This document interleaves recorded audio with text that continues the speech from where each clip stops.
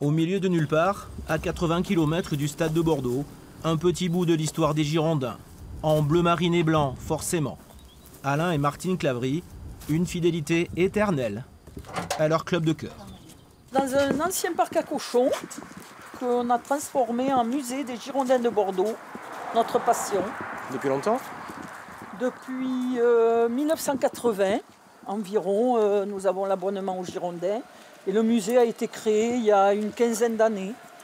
Une véritable cabane d'Ali Baba, souvenir de rencontres, de voyages, en France et dans toute l'Europe, depuis presque 40 ans.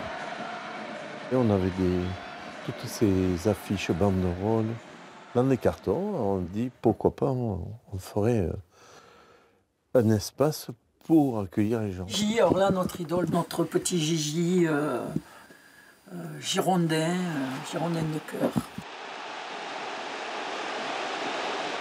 Il y a des briquets d'un match Bordeaux contre la Juve.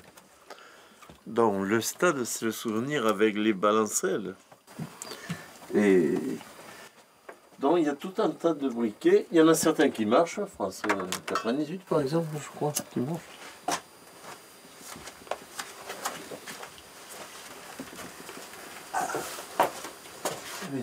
Nous on était deux à une petite table. Et Ben s'aperçoit qu'on ne mangeait pas, on ne nous servait pas. Alors il nous le demande, on dit non, personne ne s'occupe de nous. Il a dit, à table d'honneur. Ils ont rajouté notre table. Et alors là, et après, c'était extraordinaire. Maya, le fidèle ami du couple, ne joue pas aux Girondins, contrairement à son prédécesseur à la maison. C'était l'année DR et tout naturellement, j'ai dit ça sera Ramé. Et Ramé était connu partout, dans tout le voisinage. Tout le monde connaissait Ramé. Martine, Alain et les Girondins de Bordeaux. Une histoire d'amour à vie, pour le meilleur et parfois pour le pire.